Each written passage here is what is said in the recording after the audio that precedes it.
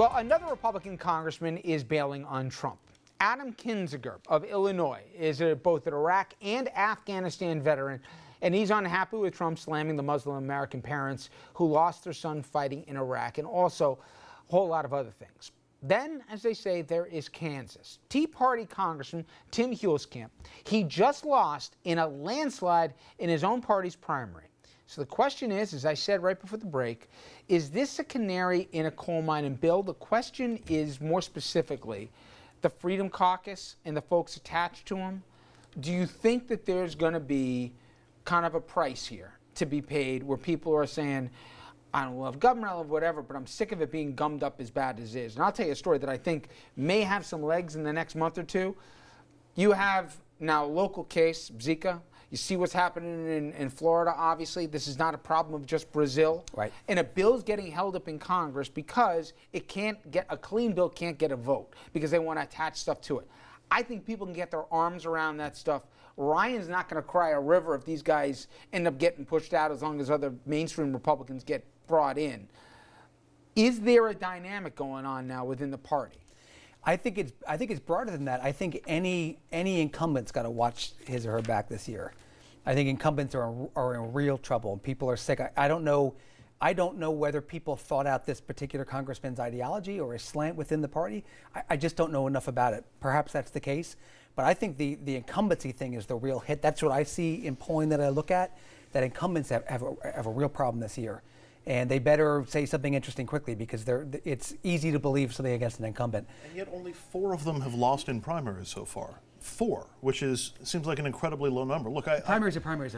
No, I understand that. We'll see how this plays out in the fall. But, you know, what's happening in Illinois, the district is basically surrounding Chicago. In Kansas. Oh, in Illinois. In Illinois. That district surrounds Chicago. So he's in the suburbs of Chicago. And yeah, I think Donald Trump's probably going a little too far for his taste. And you're starting to see this again where if it affects their own races, then you'll start to see Republicans walking away from Donald Trump. The Kansas thing is sort of internal Kansas politics. I think that's more on Brownback and the economy in Kansas right now. But a congressman did put out an ad today saying, a Republican, saying that he would stand up with Donald Trump. It was the first time somebody did that. Just following up on what you said earlier about the canary in the coal mine, and then going back to what you said about the people in the crowd saying these outrageously vulgar and racist things, I believe that there is starting to be an effect on moderate Republicans and independents who are really turned off by that kind of language. Now, in the early Hey, we got one of them at the table with us. Right. Bill who literally left made party. a lot of press who just said, this isn't Reagan's party, this is not the grand old party I signed up for. Well, I think the attack on the Gold Star parents was the final straw for so many moderate, reasonable Republicans and independents who said, you know what, we've put up with all of this chest beating and name calling by the Tea Party for so many years. It's gotten us nothing. They've been in control of the House. They've done nothing. They've been a party of no, and now they crossed the line to attack a hero and the hero's Gold Star parents. These people have no shame. We don't share the same values that they do.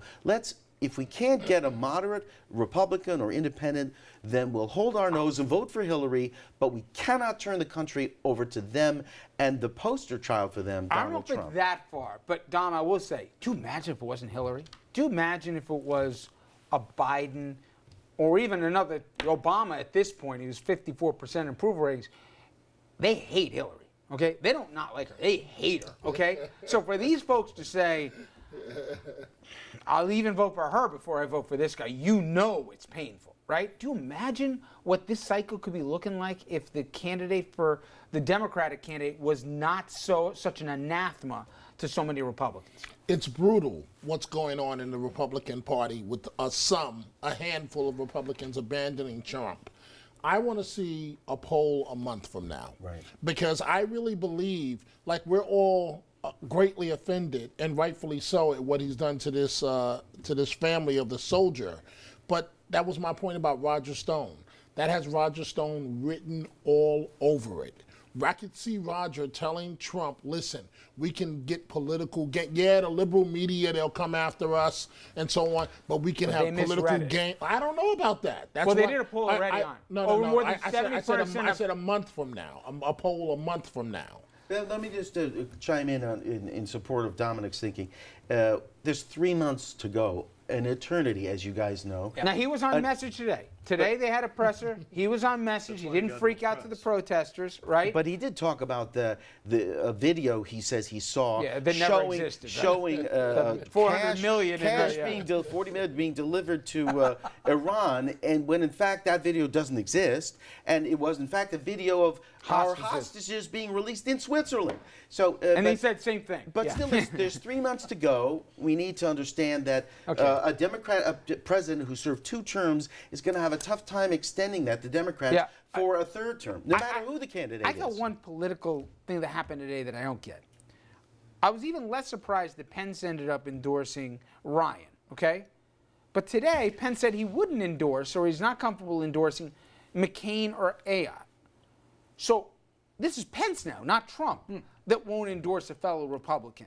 So what's going on here? I mean, talk about the Civil War in your party bill, right? I hadn't seen that. I assumed that what they were doing one of 2 things. One is they're splitting the difference, and Pence is trying to keep Republican troops, aligned with the ticket. The other thing is that he's trying to save his own skin. He doesn't want to cross over on conservatives. If he's not endorsing Ayotte and McCain, that's more likely the scenario, because there are some conservatives that are not McCain fans or Ayotte fans. McCain-Feingold, et cetera. It may be, but that's I hadn't heard that before. That's a really strange Do you think play. a Pence endorsement would help them in their primaries? I think it would help McCain. I don't think a Trump endorsement would help John McCain or Kelly Ayotte. My only right point now. is it's a story. No, Now I it's a understand story that. where you have yet another person from this ticket who won't get behind a fellow Republican in an election year. And McCain is right. I mean, unless he has a personal relationship with one of the opponents, No, maybe. So but my point is McCain, and I think It's a even weird Ryan, plan. we'll find out. I think they're waiting for another opportunity politically where they can say, enough. I tried. I can't deal with this guy. I can't endorse him in good faith. And then there'll be another 2 days of a news cycle. I agree with you. I agree with you 100%. I think it's going to happen. The other element is that Pence and Ryan have a very tight personal friendship. Right. Yep. In addition to being in the same wing of the party, the All right, now conservative I wing. want to talk, and we have the right guy joining us tonight to get into this. President Obama just provided an update in the war against ISIS. We'll talk about that, Iran, and more. And we'll have military analyst and Iraq war vet Mike Lyons to talk about that, and also what he has heard from the Republican nominee speaking about both the military, the vets, and also some of those that we've lost. Stay with us.